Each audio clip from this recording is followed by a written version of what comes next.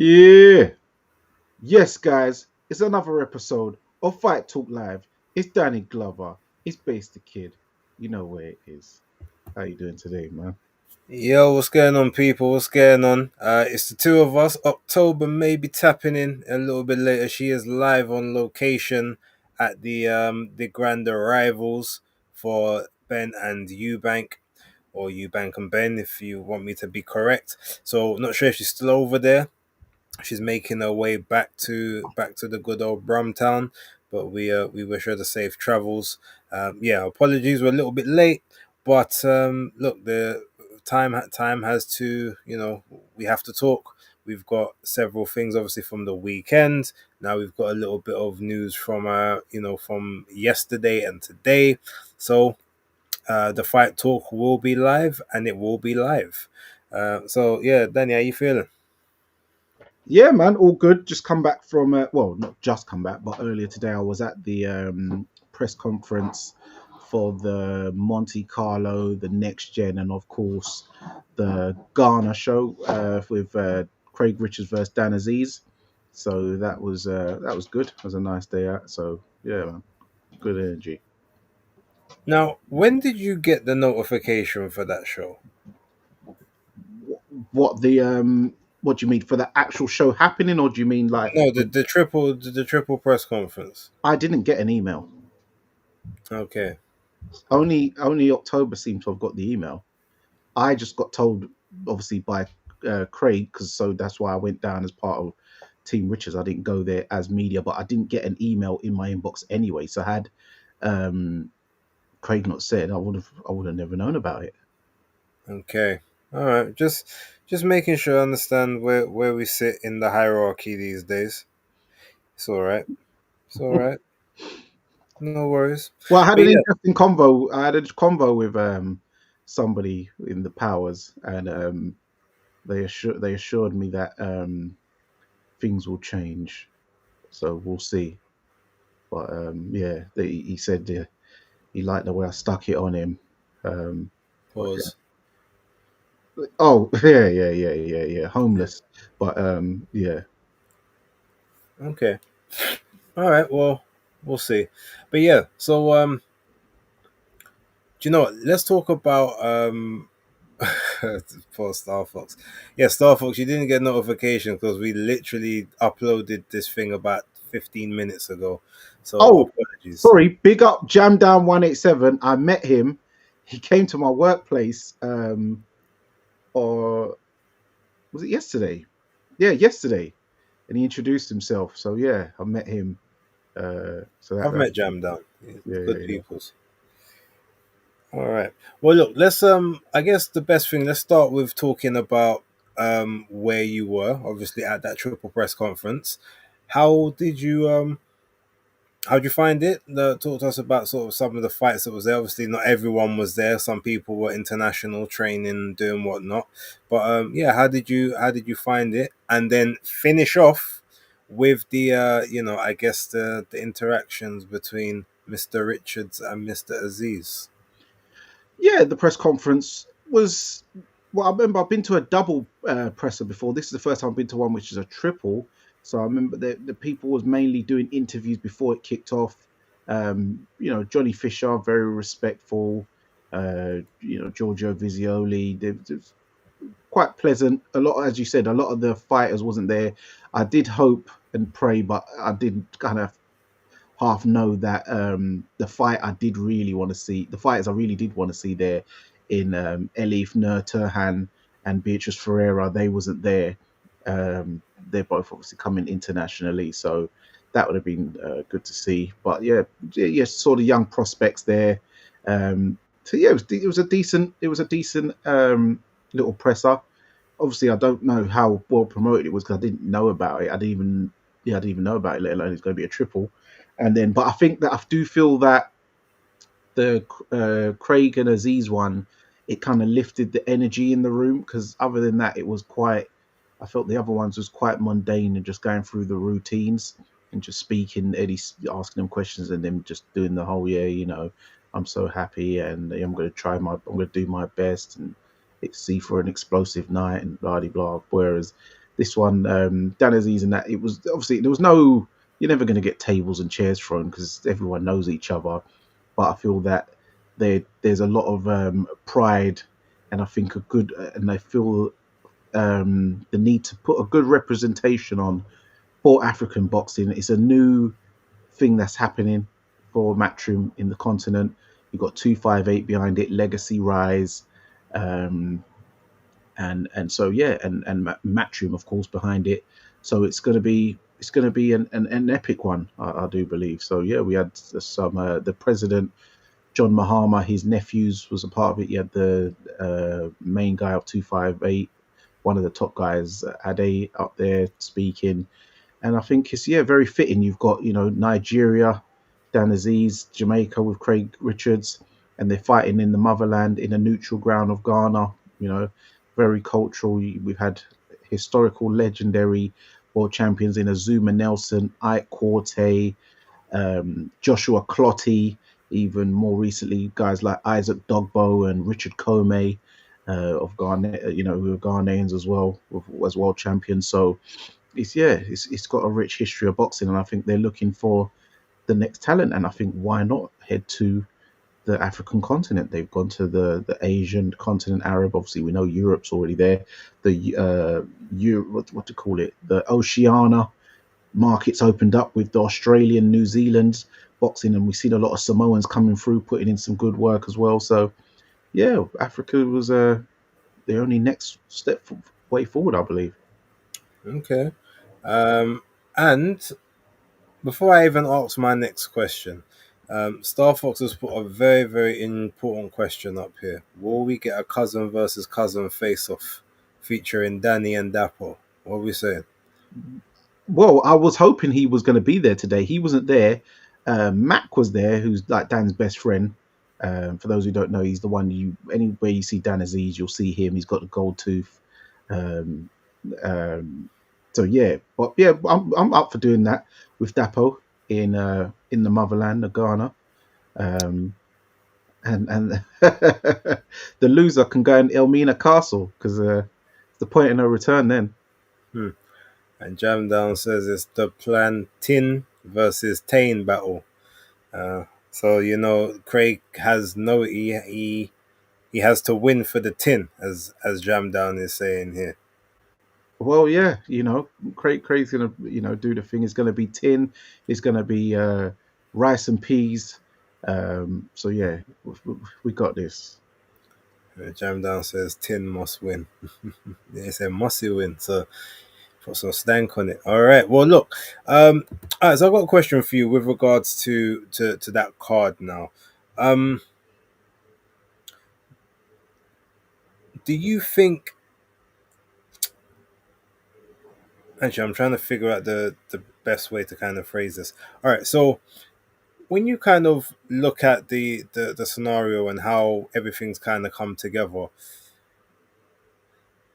what other alternatives or what other options were there that both guys had, or do you believe that it was always kind of just going to be a collision course to each other, like there was no other options apart from that? Um, as of now, I believe the only option viable um, of a man who's willing to take the fight was Dan Aziz because Craig had offered out multiple people, and they opted to go left and right and things like that. Um, I've made no bones in the past. I've mentioned names, guys like Lyndon Arthur. I've even gone up to Lyndon and asked him when we were having that fight. He said he had a back injury. Weeks later, he then signed up to fight Anthony Yard for the third time. Um, then tried to get it again. Then he's fought Brad Raya. Well done to him. He's got the European title. He's a former IBO champion, Commonwealth champion. So accolades wise, what can you say if he then has a rebuttal? But he has gone around the houses with it. Other fighters we've tried to get to no fruition. So Dan Aziz got called up, and he was up for it, and he took fight. I don't know Dan's options, so I can't speak on that behalf. But we all, I think, deep down, myself, yourself, and most people locally knew that one day these guys would have to dance. I think they both knew deep down they'd have to dance. They have sparred many rounds together back in the day, um, so they know each other very well inside the ring and outside the ropes and stuff. So yeah, I think I think as of now, remember a lot of light heavyweights have got booked up. We saw how many light heavyweights on the card just a couple of weeks ago. Every week there's light heavyweights being matched up and fighting. Even we just saw an announcement with the Magnificent Seven. We've got another interesting light heavyweight matchup on there. So for now, when you're talking about options, Craig and Dan, I think they was the right people to come together, and the winner elevates on. I think that, a pathway. The winner can try and hope to get the winner of Connor Wallace versus the German guy. What's his name again?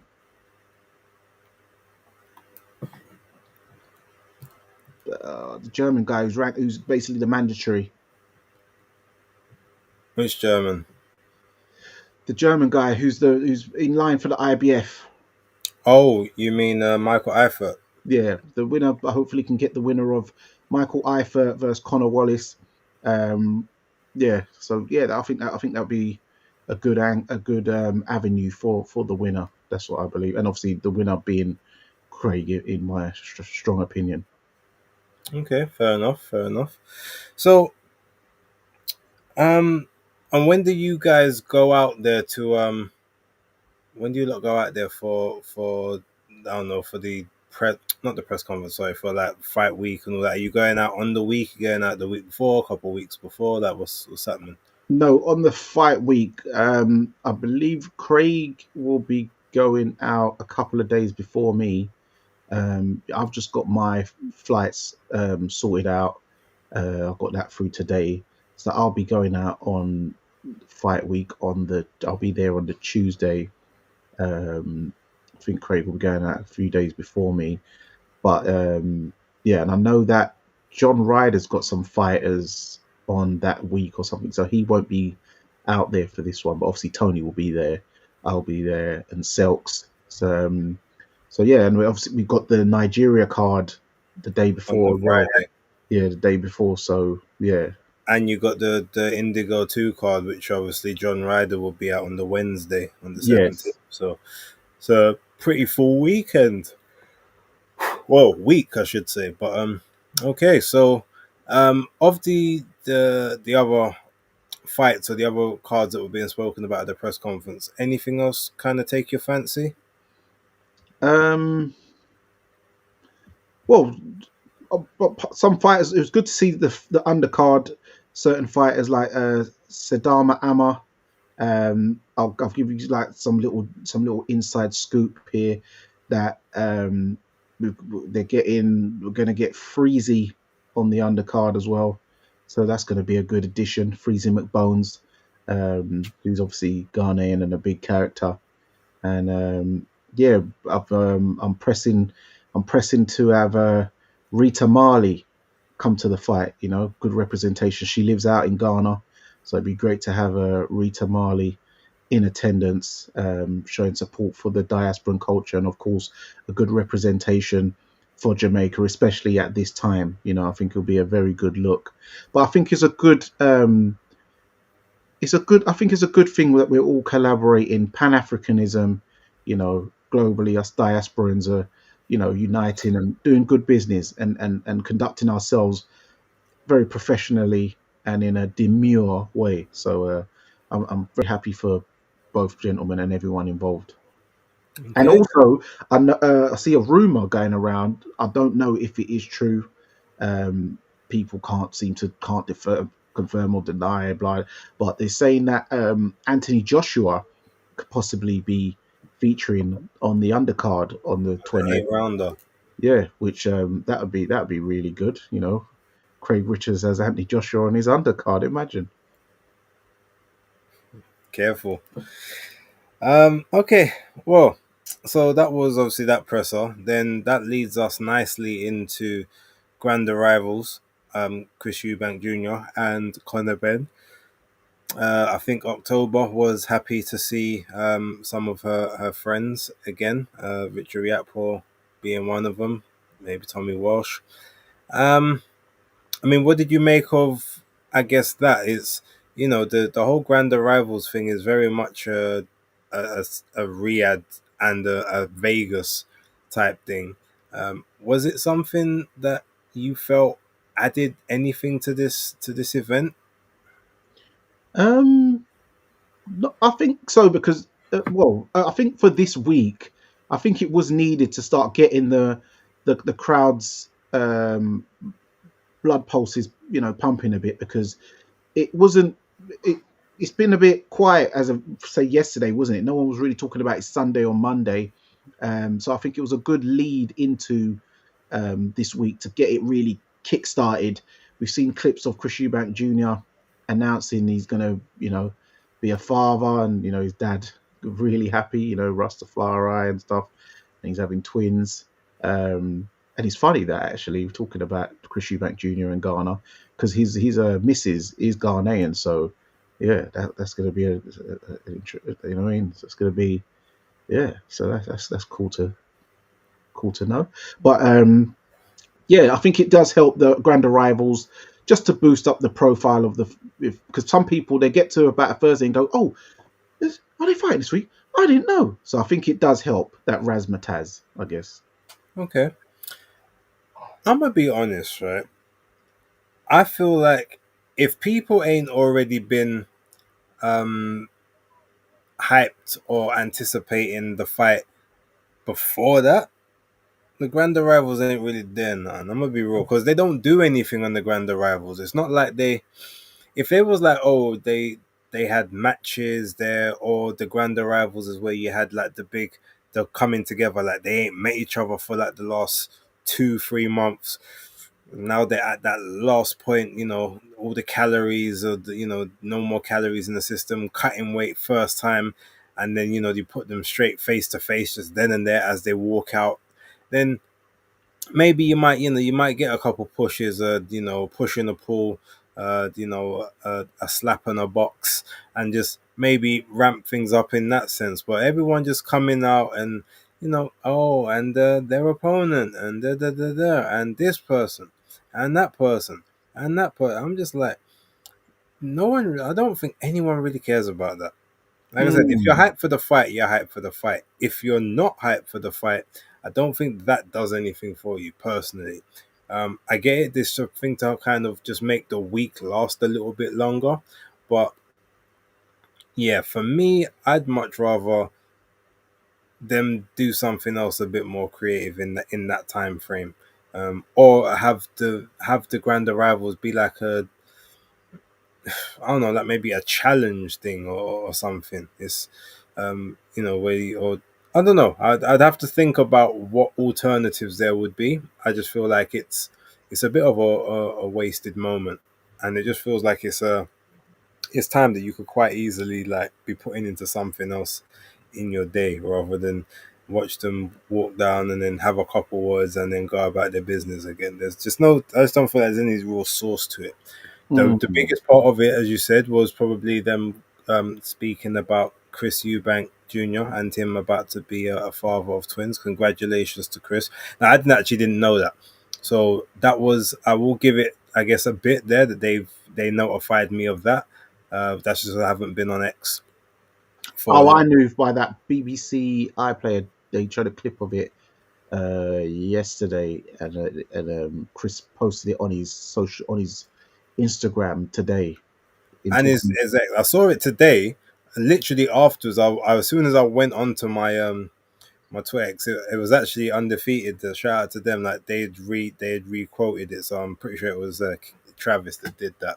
yeah. But I was, yes, that's when I kind of saw it. But prior to that, I guess that was the one thing I could say was good at the Grand Arrivals. It allowed me to find out something I didn't actually know at the time.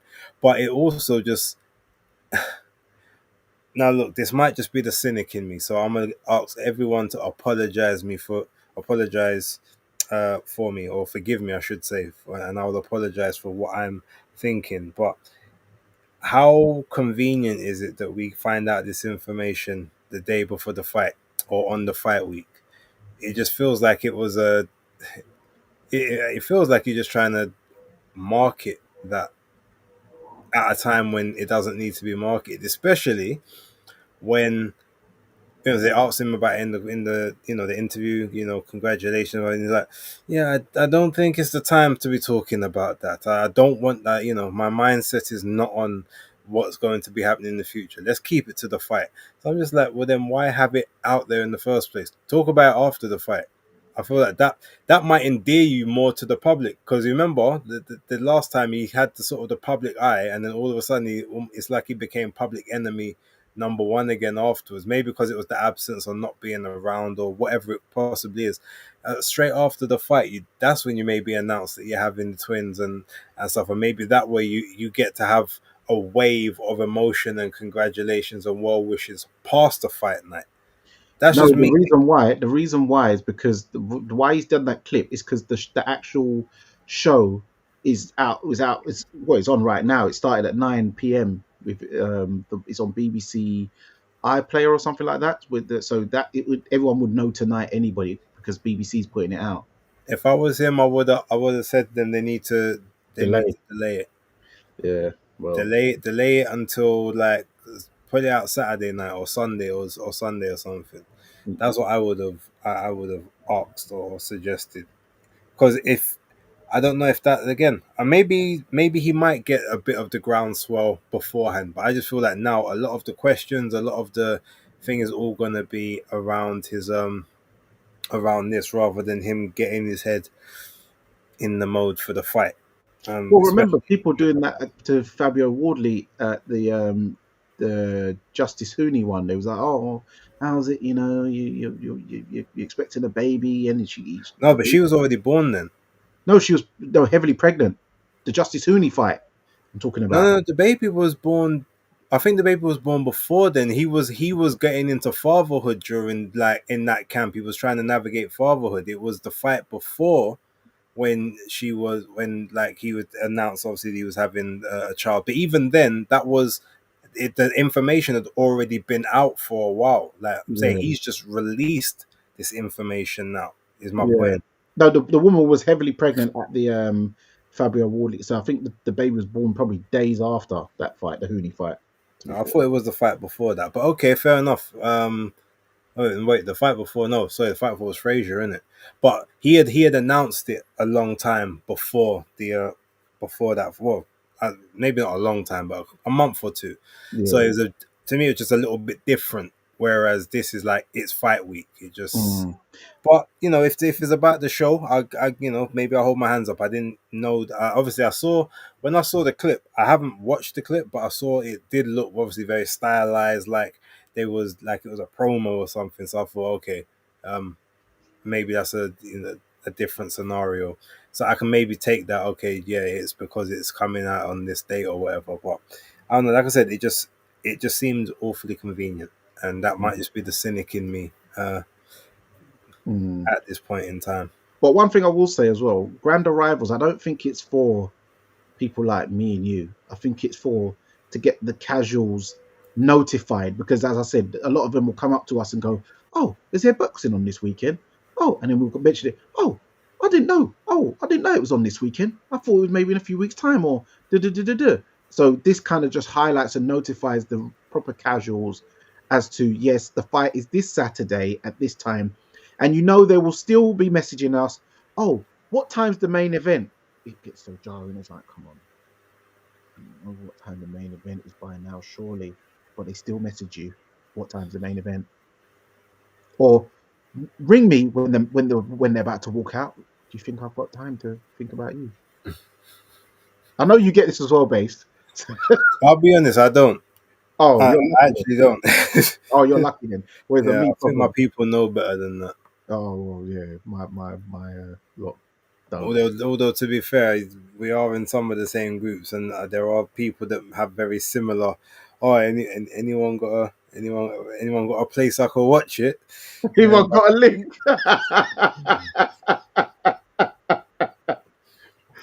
A big man like you. But yeah, yeah, man, that's funny. well, no, look, okay, so one thing though, with this Grand Arrivals, what did you think of? I guess both guys, physically, like they're shaped the way that they sort of coming in. Like neither guy, obviously, I know they haven't got to that final weight making process just yet, but neither guy actually seems quite drawn yet, which is a plus. Of Connor probably wouldn't be as such because he's obviously naturally smaller, but Chris looked quite good. Obviously, the cheeks were starting to protrude a little bit, so you could see okay, he's maybe starting the cut, but he didn't look bad in that sense. I don't know what was you thinking? Well, I saw when they did a face off earlier today or yesterday, something like that. And yeah, you could see, and Conor Ben said, "Oh yeah, the cheeks starting to show a bit." He's like, "Yeah, we're doing things little bit different this time." He's like, "Yeah, I just want something in me. I just want you to miss by just a pound. Yeah, I'll have another Rolls Royce." And he goes, "No, no, no, you're only getting one of those. Yeah. Only one." So I think he's being a bit more cautious with the weight, so taking it down earlier from now. Plus, that way he can really rehydrate rather than just do a mad crash at the end, and then it's actually harder to put weight on when you hold it for a while and then you allow yourself your diaphragm and stuff like that to expand properly by rehydrating. You get to look you get to what you call it, put on weight a lot more. Conor Ben, I know he is bulking up because I remember at the start of his camp he was like a 152, and so he was like, "Yeah, time to eat some bricks" and all that type of stuff. I remember seeing it on Snapchat. Um, so yeah, he's actually bulking up, so he's never going to really look drawn. But yeah, he come in looking like John Travolta in that outfit today, though. So interesting choice of he was ready for London Fashion Week. On the undercard, were there anyone? Does anyone stand out that or stood out to you that oh okay, I definitely want to watch your fight. Maybe I wasn't that interested in it before, but based on just the energy that you're coming with, I'm interested now. Um, well, there's two fights I'm interested in watching because I think stylistically wise and matchup wise, I think is a good fight is Sam Gilly versus Ishmael Davis. I think that's going to be a good fight. I predict. Um, and then also I'm looking forward to seeing the engine Ekal Essuman versus Jack Catterall. I know Jack Catterall gets a lot of stick, but I think style wise because Ekal brings the heat so much, Jack will be forced to actually be in an exciting, engaging fight one way or another. He's either gonna, put up or shut up shop. So I like this fight, and I liked the some of the pictures. I don't know if you saw the thing where they made them draw little characters or something of the opponent. That was quite funny when I saw. I'll send you it afterwards. There's some Okay. interesting photos they did of each other, but yeah, that was so I'm looking forward to that fight as well. What about I got yourself? the fight that I'm actually most looking forward to is Adam Azim and Kurt Scooby because I've seen a lot of Scooby. I watched the OTX cards that he's made a name for himself on. He's a fun fighter, and initially the fight was supposed to be up at 147, but it looks like it's now been put back down to a 140 bout, or maybe it might be slightly over, as a slight catch weight, like maybe 141 or 142. But that's a fight I'm really sort of looking forward to. I mean, look, Gilly and Davis, I think will be a good fight. Um, I'm expecting action in that one. Um, and if Ishmael Davis can stop with the stupid switching every second for no reason, should have a lot of success in that fight. Um, but that might just be it could be a nervous thing. It could be something that's just so hardwired into him now he can't help himself. Um, I, Funnily enough, the fight that I'm least interested in of the bigger fights, because obviously they got little undercard fights in there, like the little prelims and whatnot. But Mm. the fight I'm least interested in is Welsh and Riakporhe. But for some reason, I feel that that fight is just going to give me something to remember.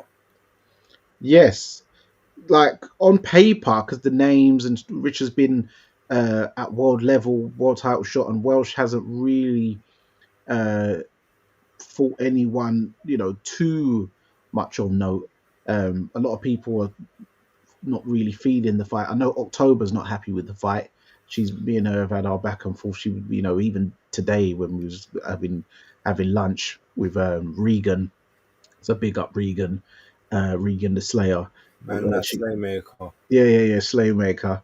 So yeah, she was voicing it again, and he said that he actually thinks it's a good fight. So and that was no prompting from me, and that's when we got into that section. But yeah, I just think that this is going to be a better fight than people uh, are maybe feeling it's going to be. Remember, Richard, Tommy's coming from good stock, good pedigree.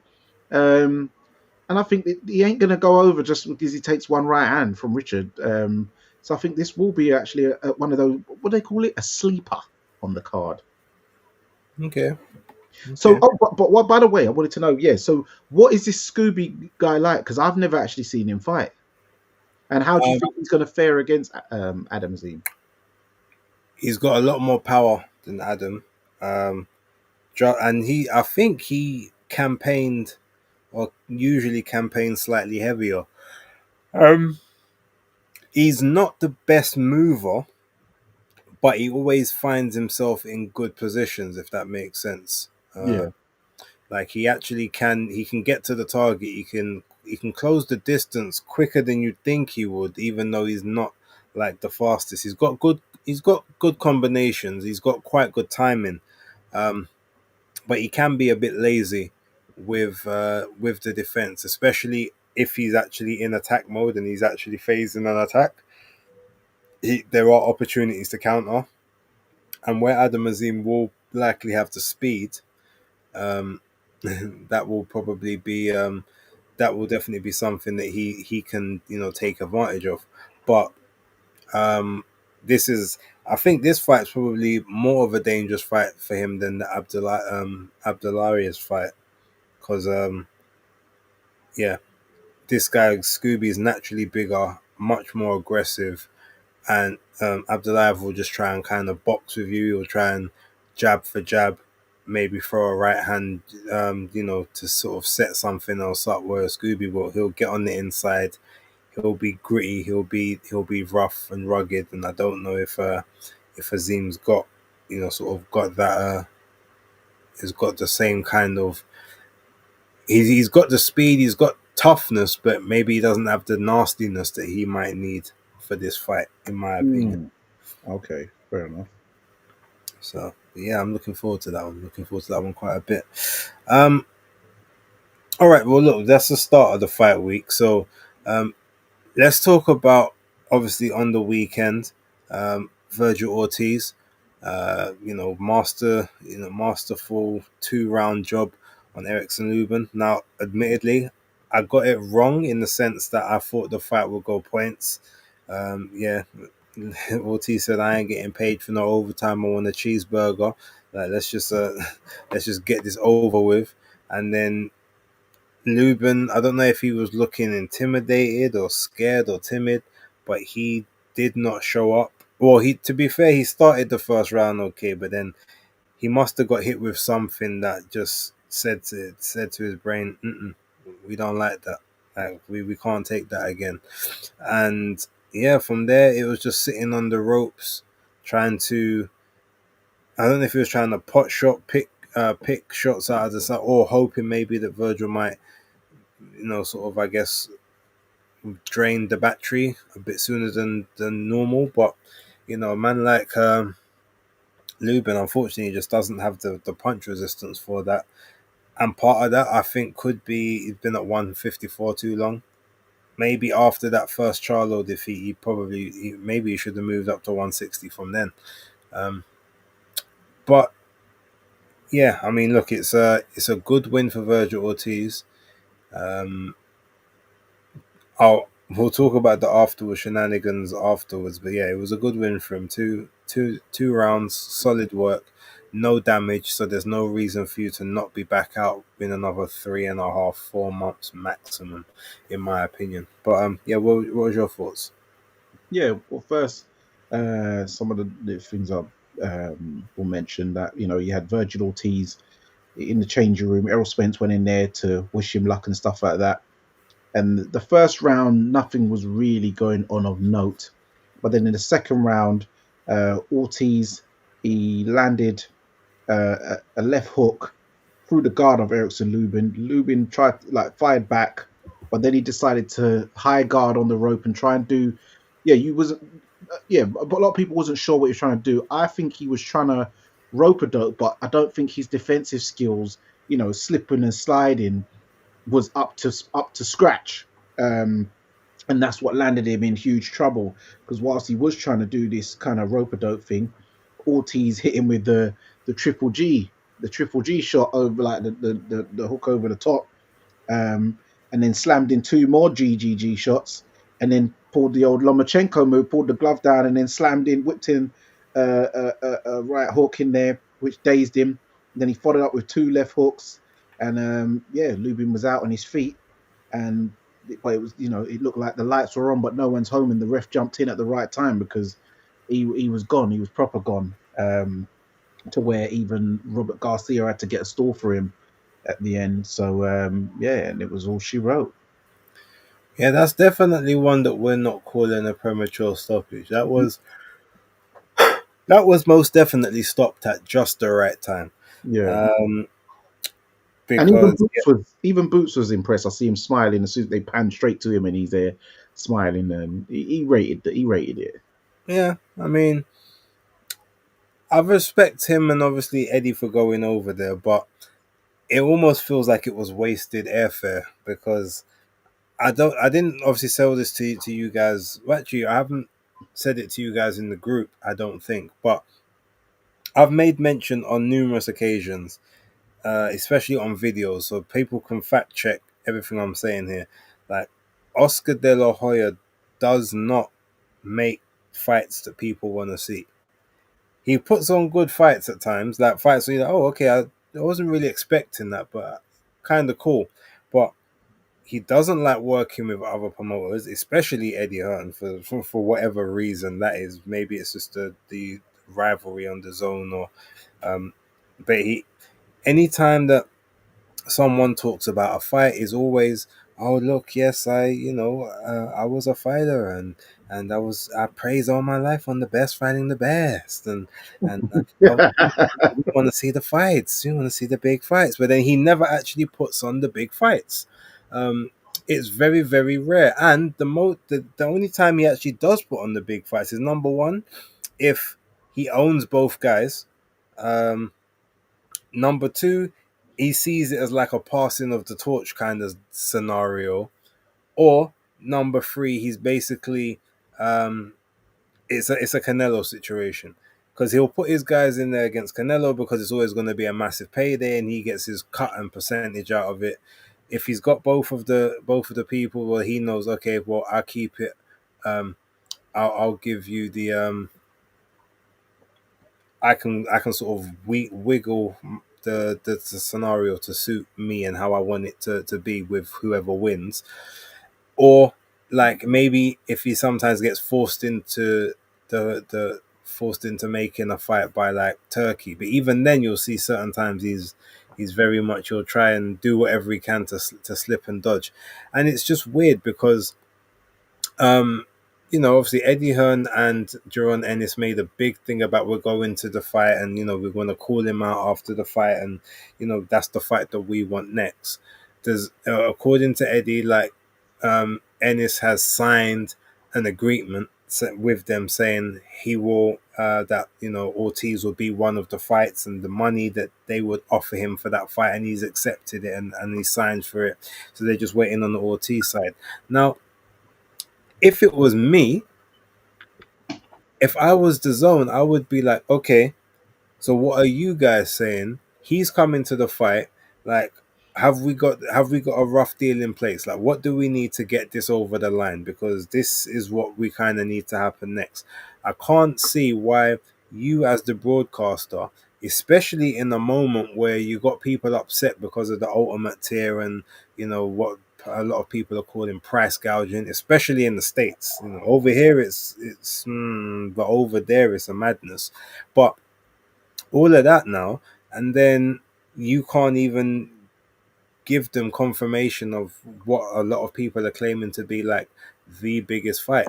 If I was the zone, I would fully be on the tip of, yo, like, no, I don't care what you guys are saying about that. There's no difficulty here. Make the fight. Like, we're not sanctioning any other bout for either of you apart from this one, and you're under contract. So it's either this, you have this fight, or you don't fight at all. Like, you have the. I'm pretty sure you can do something along those lines. I know that they have laws like restriction of trade or whatnot, but it's like, no, that's, we're not restricting your trade, but we're, as your quote unquote boss, like, this is where we're telling you we need this to go. And I don't know. To me, it just feels like there's a lot of talk on their side, about this and that, they, oh, it's difficult, or, well, we want this number, we want to be the A side, or it's not going to happen. It's just like, I know that there was, they said, oh, Boots rejected a fight at some point because he wanted to stay at 147 and become undisputed. But I also know that there was a situation, or was told there was a situation where Ortiz was offered the fight before, and him and his team declined it. So it's like, both guys could be as bad as each other in that sense, but at the end of the day, trying to skirt around each other is not going to get you the money that you guys are after. Like, at the minute, this is the fight to make, and the only way it could possibly be bigger is if you're both fighting the other champions in the division to get all their belts, so that you can then make an undisputed fight between the two of you, possibly two fighters with undefeated records at the same time as well. But outside of that, yeah, it just seems to be a bit of a nonsense. Mm. Yeah, so I know what you mean because remember I think we spoke on X when you wrote something and I said, well, Oscar did say, he was a fighter who fought the best and he wants to see his fighters fight the best. I love the the invitation. That was It's actually for the great. fans. Yeah. So yeah, that was actually on point. But it was interesting that Oscar did say, "Oh, I'm surprised they showed up." It's like, "Ooh, you didn't say pleasantly surprised. You sound more like you wasn't happy that they now pulled up." It kind of reminded me a bit of like when Joshua Boatsy pulled up at Anthony Yard's fight and said like, "Yeah, well, what's up? Like, we're doing this or what?" And the thing is, I can't even fault Virgil because Virgil's definitely on it. He's definitely on fighting. Like, you heard the back and forth from Virgil. Looks like a guy he ain't trying to, he's on rocking. But is his handlers, i.e., Oscar De La Hoya and whoever's behind him, who are starling brawling? Unfortunately, I'm hearing talks of it's got to be 10 mil each. It's like, mate, you guys ain't Oh, not generating. 10 mil each, just 10 mil for Virgil. Well, 10 for Virgil. Well, good grief. It's like, you're not, if what you're going to do, put it on pay per view. How many pay per views can you sell with Virgil? You haven't, has he proven to be a pay per view star, let alone 10 mil worth of pay per view? This is serious bread we're talking about. Um, it's not that type of fight. It'd even be like a non-title fight, really. But like the IBO on the line, and then it's not like the proper version. But even so, they're not at that stage where they can command them kind of wages. With the 147 fight where he said about Virgil, I'll let him off on that one because I probably wouldn't have. I think he would have been handicapped down there because we know he end up in hospital just trying to make the weight. So I think it's even better that they have waited till they're both 154 guys anyway. So it's going to be none of this excuse type of stuff afterwards, at least. The only thing I'm glad that Boots Ennis pulled up on him. The only thing it is annoying that he kept saying during it. I don't think he's the greatest talker when it comes to back and forth trash talking. So when Ortiz is talking about, yeah, let's get this fight, Jaron kept doing that whole silly, yeah, let's make this money, make this money. It's like, stop talking about the money, talk about the fight, man. Like, you got to get into fight mode. Forget all the bling bling. Take your hoodie off, take the sunglasses off. Let's get serious, man. But I think that's probably why he gets his dad to do the talking. Some people just are not good talkers. But yeah, you have to say that Ortiz's win over Lubin does outshine the Jaron win over Lima, because if you put Lubin versus Lima, I would predict Lubin to win that fight. So he's got the win of the two. So yeah, man, it's just Oscar's just got to get his act together and stop holding Ortiz back, because it's a fight I definitely want to see. I hear it. I hear it. Okay. Any I don't know if how much of the card you watched, if any of it. Was there anything on the undercard that maybe you saw? Okay, yeah, it's a cool one. I like that. Let me keep an eye on this person.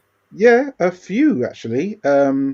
Remember last week we got I got a bit confused with the names, but I did actually get to check out this Amari Jones, who was on the card, 15-0, 13 knockouts, middleweight, born in Oakland, lives in Las Vegas now, 23 years old, who's trained by Virgil Hunter. Hey.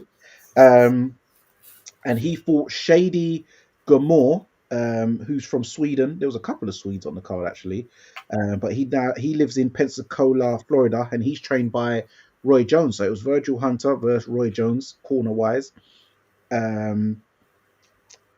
What's his name? So Amari, he chopped a right over the top to drop Gamor in the second round. When Gamor got up, he chopped in another right hand and then landed a left hook and a right hook to the body simultaneously. As Shady tried to throw a shot, Jones hit him with a right hook at an awkward. There was in an awkward position where he kind of hit him. It was weird. He was facing that way, and he hit him with an arching like hook. And then Shady went down, and then the fight was waved off, and that was the aftermath, and the ref waved it off straight away. So that was a good win by Amari Jones. And I can see now, because the way he's fighting, he's tall for the weight, slim. But you see, I can see that thing now where Joshua Buatsi keeps trying to chop these shots in. That's a Virgil Hunter thing, but I don't think it suits Buatsi. But this guy, obviously, he's probably trained with Virgil longer, or it probably just suits his style more. So it worked. It definitely worked. So he's the one to watch. I watched the cruiserweight fight of Robin Safari versus Visatra from Sweden. So yeah, sorry, Robin Safari from Visatra in Sweden. He now lives in Las Vegas. I remember when he fought Kovalev, dropped him in the last round, and that was a very laboured performance he had this time round when he beat unbeaten Derek Miller Jr. from Michigan. He had Miller hurt multiple times. Miller only had like 5 weeks notice. He was tired from after round one. And Safari's just doing this jab, hitting him with right hands, wobbling him, and then just walking around following him. It was just a bit annoying that. They were talking about he's meant to get a shot at Zerdo next possibly, and then even the commentators was like, Zerdo's not going to bother fighting him because he's not really shown anything that really warrants him getting a shot at him. So he kind of probably fumbled the bag there, even though he got the win. It was just so unimpressive. I don't think fans will want to pay to see that. Also on the card, David Stevens. I don't know if he's related to Curtis Stevens, but the way he's built, his body shape looked like Curtis Stevens, and he had the same sort of beard. But yeah, he was a muscular powerhouse physique. He fought Fulgham, and he won the. Sorry, Darius Fulgham. Yeah, Darius Fulgham. Fulgham won the first 3 rounds, pressing forward with the jab, imposing his shots on Stevens. Stevens landed a good hook and an uppercut, and landed a looping hook in an awkward position on Fulgham. I say in the 4th round, as he tried to back Stevens on the rope. Stevens also landed a good few uppercuts and body shots on the inside. In the 6th round, that rocked Fulgham. I had it 57-57 after round 6. Fulgham landed a big uppercut in round 7, which Stevens ate very well. Stevens then won, in my opinion, 8, 9, and 10, but it got it was awarded as a draw of a fight. And funny enough, the commentators, even before the fight started, they all said they all predicted it was going to be a draw, and it ended up being a draw. I thought Stevens probably just nicked it, but the draw wasn't like it weren't nothing to scream about. It was like, okay, it was one of them ones. Yeah, it could be a draw and run again. Yeah, that's the ones I watched on the card. Did you manage to see any of those fights? Yeah, I Or watched all of those. I didn't watch them all in their entirety though. There were some where I was kind of skipping in and out, but I did watch all of the fights. Also, Joshua Edwards, I watched that fight. That fight was funny in the sense of the way it ended. no, but even the first round was funny. Yeah, well, I thought the fight itself, the part of it that I found hilarious was, um, what was it? Was his name like Vorhiz or something like that? Uh, The white guy. his name was. I'm sure. Oh, his name was Zeno Voris. That's it. Yeah. So I thought Voris, and I just liked that he was cutting up, and then the referee's calling time, and then every time he's going over the doctor, no, please don't stop this fight, doctor. I'm fine. I'm fine. Look, I just bleed easy. Yeah, that's what made me laugh. I actually wrote that down. Yeah, That was hilarious when he's like, no, like, no, I'm good, I'm good. But it's like, I don't know if his goal was to maybe try just to soak up a little bit of pressure and hope that that Joshua Edwards, like, tires out and then maybe can come back in like rounds 4, 5, or 6, um, or even just 5 or 6, or maybe he's looking for just one big punch. I don't know, but he, for all the complaining and the protesting he was doing, it's not really like he was doing anything until maybe towards the end of like the third round. And then, yes, even when he said, "Oh, it wasn't the referee, it wasn't us that stopped it, it was the commission." He's like, "No, what they do that for? Like, I'm fine. They should just let me fight." And I can't lie though. I mean, I rate it because he's in there taking a beating, as or as Chris Eubank Jr. would say, "Our ass beating." Pause. But he wanted to, he just wanted to stay in there and take his lumps, yeah, or and he try never to, or wobbled. he had the belief that he could possibly win it. I don't know, but I like the look of Joshua Edwards' style in the ring. There are some things that I've noticed that I feel he might need to have to work out of his system. Although, unfortunately, being with Ronnie Shields, I don't think that's going to happen. You know my opinion on Ronnie Shields anyway. Um, and there are some things about Joshua Edwards that are reminding me eerily of Jared Anderson.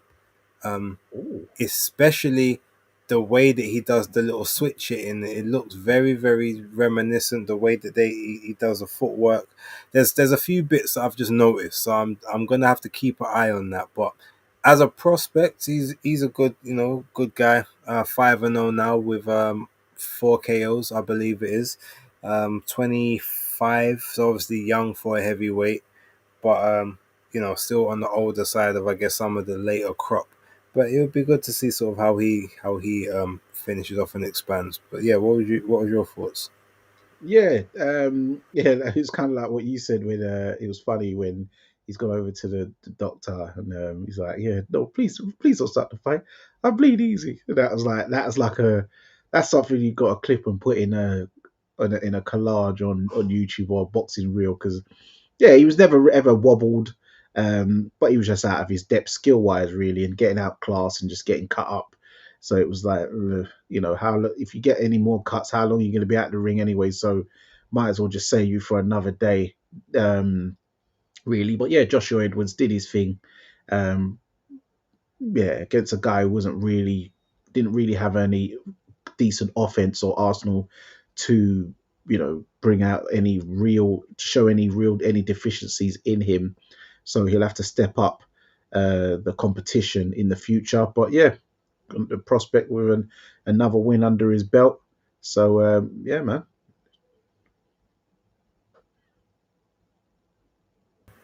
Yeah. So look, just before we wrap up, I do want to give a very small shout out not small because it's insignificant, but just because I haven't actually watched the entire thing yet. I saw the highlights, but I do want to go back and watch the GBM, the heist show, like their prize fighter ultimate boxer style show that they did on the Zone. From the highlights, it looked extremely entertaining. I saw some mad knockdowns in those 3 round clashes. So I wanna sort of check that. And big shout out and a big credit to Azzy Azif, who obviously is GBM. He's a small hall promoter, but with I guess a big hall feel. That's how I kind of want to put it. There's no marquee names on his roster, unless maybe Huey Fury might have called one or something in the past. But he's got from every. I don't watch their fight cards religiously, but every time I have watched the GBM show, I've never actually seen a badly contested fight or like a one way mismatch or just something that doesn't click. They always do seem to put on very good, solid, credible fights, even if it's with like unknown opponents that we're not aware of. So I just want to give that shout out to Izzy Azif, and bringing back that format and the 25 grand bonus, the win bonus if you win. Um, yeah, all in all, from what I saw, it looked good. So I just want to big up them guys, and obviously shout out to them for always, even though I've not gone to any of their events yet because they're always in like the north side of England, but they're always um, sending me correspondence to sort of come to the presses and come to the fight nights and stuff. And one day I definitely will take them up on their answer when I can get an opportunity to do so. But yeah, I definitely just want to big them up and big up that show. Yeah, I was gonna do the same. Yeah, this one was in Hull, so that's like a real remote part of the northeast of England. I've been to one GBM sports show, which was actually in York Hall. So, and yes, it does have a big hall feel because the way he had done the lights and stuff around, he had the walkway and stuff. So he really does do put the budget in when it comes to jazzing up the decor for the arenas. But and also shout out to James Osborne, the winner of that tournament. He's now 13-1, 3 KOs. But he showed good power in there. He won the first fight against Harris Khan. Probably had the most dullest one out of the quarterfinals because everyone else was getting blasted out, vicious. Then he had Jermaine Brown in the semis, where there was a double knockdown in there, even though he was the only one who got counted. But then he, put stuck it on Jermaine Brown homelessly, and got the victory. Rocked Jermaine a few times, and then in the finals, he knocked out Rizard Lewicki, who probably was the favourite going into that final because he was looking quite sensational with his first quarterfinals fight where he got that big knockout, and then the second fight he looked good as well where he beat Taz, the Taz guy, the big Arab looking guy. I don't know how that brother is 12 stone with legs and torso and arms like that. That's very strange. He's too massive. Um, but yeah, Ozzy caught him first round. Yeah, very good. Very interesting combination he'd used as well to drop him as well. I've never seen that combination from before. With the hook on the Phoenix. That was a great combination by James, as he calls himself, Ozzy Osbourne. But yeah, big ups for that, and well done. And he was doing baby formula, making a baby's bottle in the changing room afterwards. So he went straight back to daddy mode. No rest for the wicked. Good grief! But big ups. I'm sure that 25 bags will go a long way. I hear that. I hear it. Well, look, as it's just the two of us, we're coming up to that hour now. We started a little late, so thank you for everyone who is rocking with us. Anything that you wanna just mention or talk about quickly before we sign off? Yes. Quickly, shout out to my guy Jahan Ingram. He was in a in a bit of a scare. This was it on Sunday night, when he fought on one of those. Oh, I don't even know it. It wasn't. It's not a misfit show, but that's it. So I think it's one of them pro. I don't know. Robots. Yeah, no, it weren't MF Pro, but he usually does box on them ones as well. But no, No, so wasn't yeah, it it was Pro Box? MF Jewel was the name event. MF Jewel. So I think he does box for the Misfits Pro scene. He's on that, but he's pro still, but because they're proper. But he fought Joseph Rivas, who's 9-1 with 4 knockouts, and in the first round he got caught with an uppercut and then a hook over the top, which rocked him. Then he tried to fight back, got caught with another hook, and his legs really went like he was proper buckling all over the place. Managed to get himself together, hold on, slip and slide, and then turn the tide around. Get clear his head, have a nice little quiet second round. In the third round, turn on the heat, put Rivas on the ropes, unleashed a good assault of body head attack where Rivas wasn't able to fire back, and the ref stepped in and stopped it. But yeah, good comeback. Had a crisis and turned the fight around. So shout out to Jahan Ingram for that one, man. Okay, shout out. Oh, actually, before we there was something I meant to say earlier which I forgot in the moment, but I wanted you know the guy who was on stage for the Richards and Aziz presser. I think his name was Theo. Yes. If he doesn't sound exactly like Joshua Boatsi, I was in my office listening. Obviously, I had the headphones in, and obviously he said, "Yeah, name's Theo," and I'm like, I had to turn around, like, hold on a minute, is Joshua? Is he doing ventriloquist? Like, because he sounded exactly like him, exact same cadence, speech pattern. Everything was exactly the same. So, and I was looking at him in his face, like, and he looked a little bit like him as well. I don't know if like maybe a cousin or the relative or something, but and I'm like, but hold on, I. It almost gave me that feeling of, oh, so what are we gonna say that all Ghanaians sound the same? Which can't be true because man like Denzel Bentley don't sound nothing like them, but these two were the No. spitting, like yeah, it was eerie how much alike they sounded, and I just wanted to kind of mention that before we sign out. Okay. Yeah. Yeah. Yeah. But yeah, look, people, thank you very much for tuning in. Next week it will be all three of us back. Back. October has pledged that she prefers the Tuesdays to the Sundays, so we will be carrying that on. But obviously, when she's on location, is hoping to try and get us that good work and some of those some of that good that that fight that live feel which we was hoping we would be able to get, but it's such as life. It's all good. We will be back then. Danny, if you want to do what you do, well, what you like to do, I was going to say what you do well, but it's definitely what you like to do. And we will leave it there. This brother don't like to give him my flowers, but shout out to everyone in the chat. Big up to Aaron Daly, Philip Answer, Jam Down 187, Star Fox, and everyone in the building. Anyone watching on the playback, please hit the like button, hit the subscribe button if you haven't, hit the hype button as it does help with the algorithm as well, and subscribe to all of our respective channels: Base the Kid at the Hardcore Casual, Fight Fan TV Live, October Red Media, Maestro A, and yeah, follow us on Twittex, Instagram, you know the rest. But yeah, until next time, it's Danny Glover, it's Base the Kid, it's Fight Talk Live, and remember, guys, persistence beats resistance. You know where it is.